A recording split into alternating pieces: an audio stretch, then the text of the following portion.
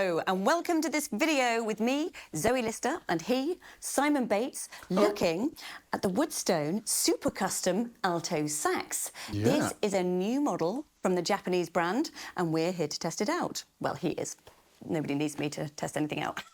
We are obviously going to be hearing from Sam, lovely Sam in the workshop, who will give us the tech lowdown, and we'll be obviously hearing from Simon to hear his deep dive thoughts on how it plays. But first of all, you've got a couple of different styles you're going to play for us right now, aren't you? So yeah, we're going to use some backing tracks just to kind of see how this fares with some live-ish music. Let's go.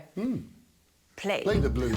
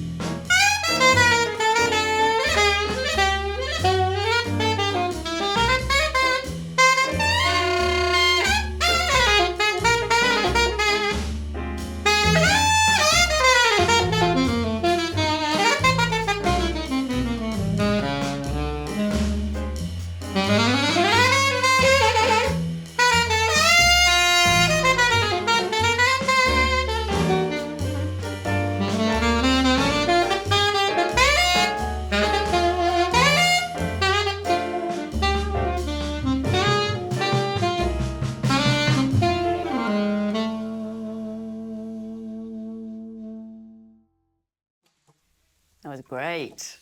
Are we going to go straight into the other style? We're going to get funky. I think we are. Yeah. Come on.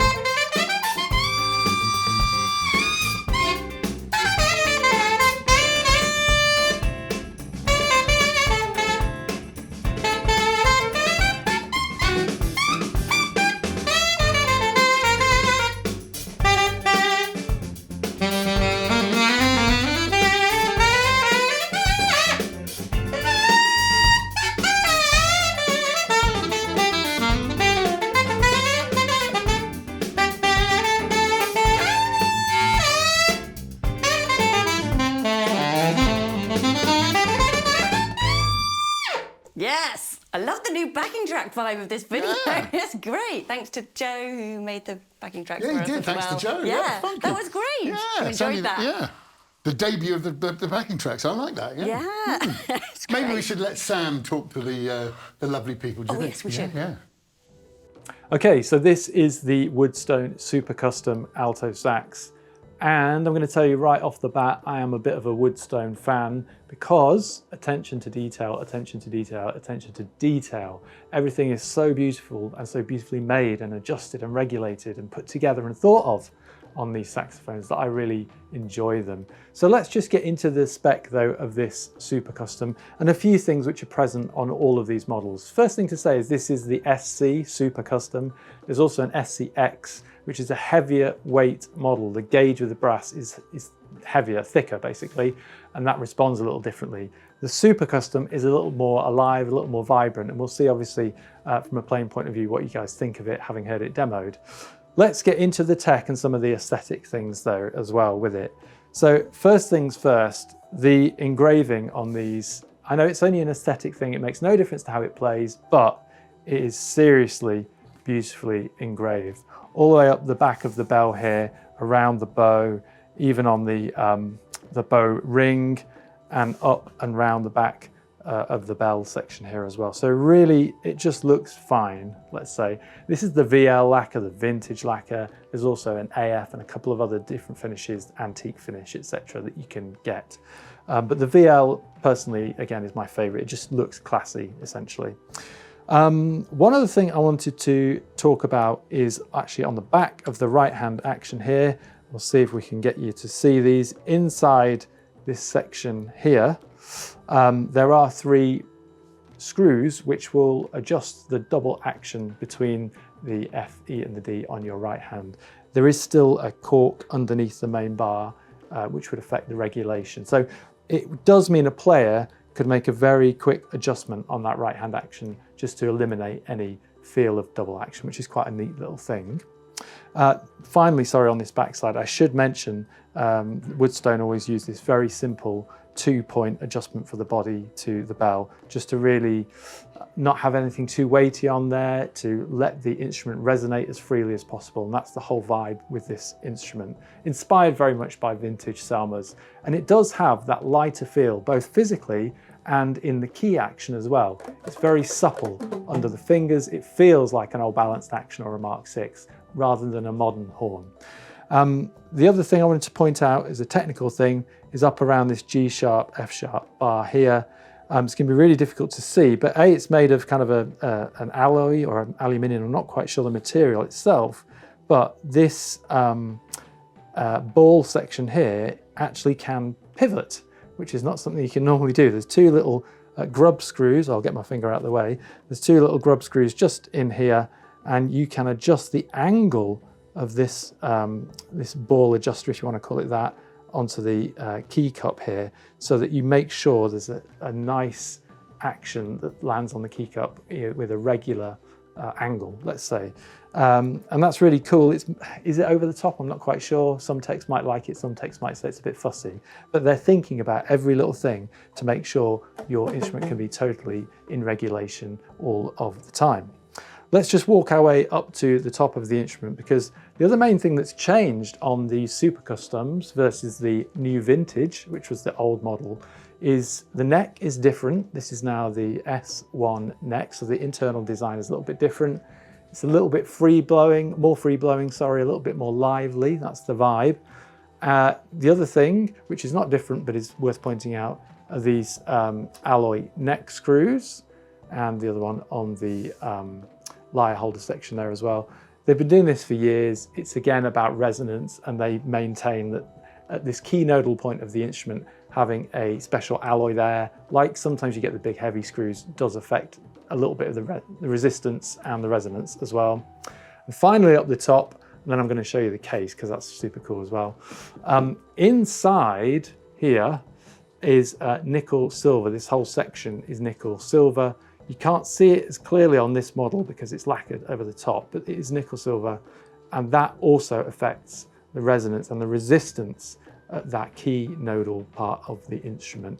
So loads of little small details, but all add up to make this a really serious saxophone. And like I say, the big thing I like about it is A, the sound, and B, the feel. It feels like an old 1948 Super Action that I used to have. It just feels super light and breezy under the fingers. Let's have a quick look at the case though, because that is also a nice little feature just before I finish up and send back to the studio. This is so light, it is ridiculous. And even with the saxophone in it, when I got this out from stock, I thought, oh, the sax mustn't be in there, it must be on display or something like that. It's so light with the saxophone in it as well. Yet, still very hard and protective, and there's this little pouch on the outside for accessories and bits and bobs. So, all in all, a really super cool outfit. Woodstone saxes are very, very carefully made and put together and very reliable. We've been selling them for a good number of years now, and we've seen players coming back with them, and they keep regulation and they're really super horns. So, that's enough from me on the tech. Let's get back to the studio. Right, Simon, how does that feel to play for you? Do you know, this is a really lovely instrument. It's, you know, for the geeks among you, and I'm sure there are some, it's very Mark VI-ish. You know, and possibly my first love was a Mark VI. So, you know, I do really love the feel of this instrument. It's kind of like a modernised version because, you know, the Mark VI wasn't perfect. It was great, but, you know, what they've done is they've picked up that basic kind of ethos behind it and really pushed it into the 21st century. Well, they lean into the vintage styling, don't they? Well, they do. But I mean, Yeah. you know, it looks gorgeous. But there's some incredible features that will affect the sound. You know, the neck screws are kind of some special alloy, and you know, even I mean, you've got even the bar here to close the G sharp is silver. There are adjusting screws everywhere, which I like to see because it means that you can make kind of minute adjustments just to make sure that everything works properly. And to customise it probably for you and how you want to make it Well, feel. yes, a little bit. But I mean, you know, the range of it is superb. At the bottom, it's just great. I mean.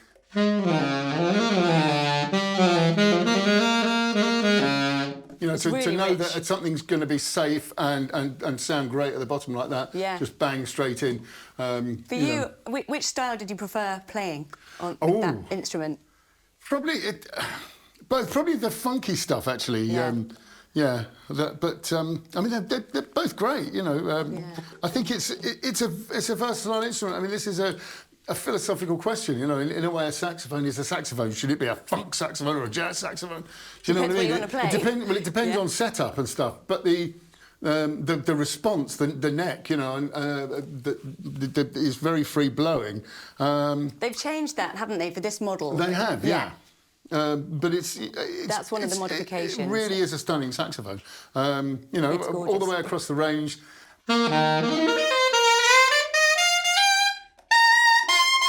Right up to the altissimo, it's really clear, really even tone, you know, on the dodgy areas.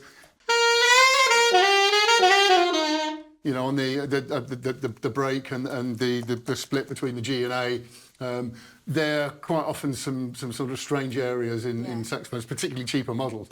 But you know, it's seamless on this. You know, it just manufactured really in Japan at Ishimori. Yes. And this is their brand. They're like the Japanese dogs, we like to say. That's right. Yeah. I mean, you know, they're really obsessed with their saxophones. They started taking Yamaha saxophones and making them better. Oh, is that what they did? Yeah. I mean, but they're you know, major woodwind shop over there. But now they've got their own Woodstone brand, and you know, Woodstone, they make all sorts of things, mouthpieces, ligatures, accessories and stuff. But it's still quite niche in terms of the brand. But you know, with products like this, they really deserve to get out to the mainstream. Yeah. You know, I don't know many pros out there using Woodstone saxophones, but a lot of them are using Woodstone accessories because they know that they're great quality. And it's a high-end instrument as well. Well, it is, but I mean, I don't think it's definitely not as expensive as a Selma or probably even the high-end Yamahas. So you know, and it's in that class. It really is absolutely superb saxophone. As I say, you know, the engraving is wonderful. Yeah, I mean, I know I harp on about this bottom end of. That's just so clear and vibrant and beautiful, and that's a really tricky part of a saxophone. You know, so they've really got it right. I mean, this is my sort of instrument. Yeah. You know, I'd be really happy going out and playing this. Right. Yeah, and you know, that's genuine. You know, We can I tell play when some you're lying, saxophones Simon. that you know, you've got to say it's lovely. Yeah. But I really do like this. Yeah, it's very nice. Well, thank you. It Beautifully was made. great to hear you play. If you like this video, do subscribe to our channel, and we'll see you next time. Okay.